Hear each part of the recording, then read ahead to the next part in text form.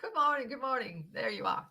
Great to see you again. As you can tell, I am not in the kitchen this morning. I am away at Travelodge visiting family because mum's health issues, etc. Comes to us all, though, if we live long enough, so mustn't grumble.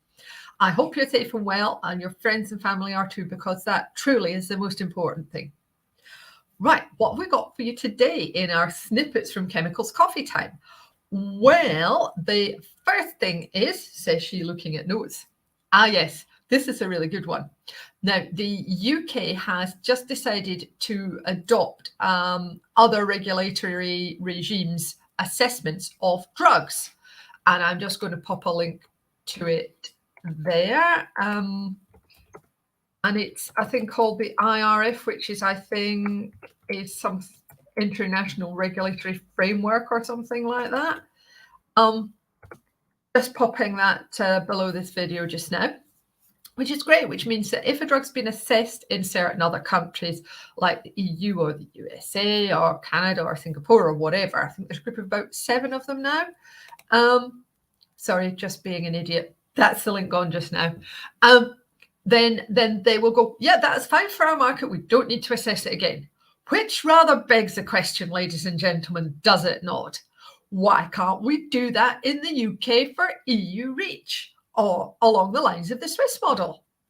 We suggested that before Brexit, and we're still suggesting it after Brexit. Simples. Okay, I'll get off my soapbox now and look at other things.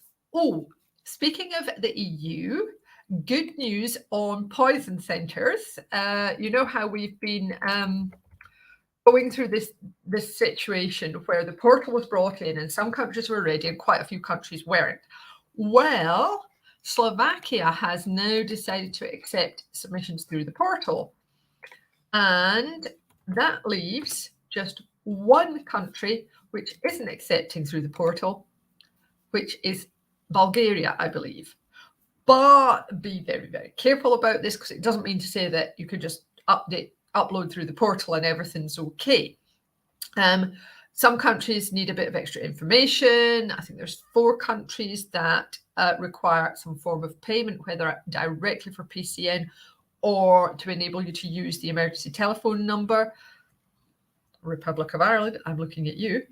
And so we've got quite a bit of detail about that in today's newsletter. Now, speaking of which, if you are not already on our newsletter list, you can sign up here.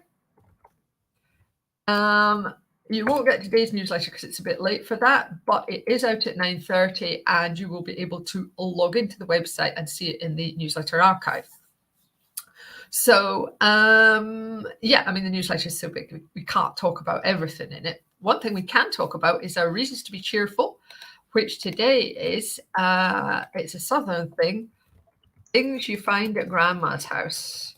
Of course, this is intended for the USA, but doesn't necessarily just cover that. I'm sure we are all familiar with the fact that as soon as you become a granny, you automatically have doilies everywhere. Yes, I mean, obviously I'm only a great auntie, never having been lucky enough to have children, but I do have the odd doily in my house and I like them more as I get older. They were inherited, by the way. I've not gone out and bought them. So the disease has not spread too far.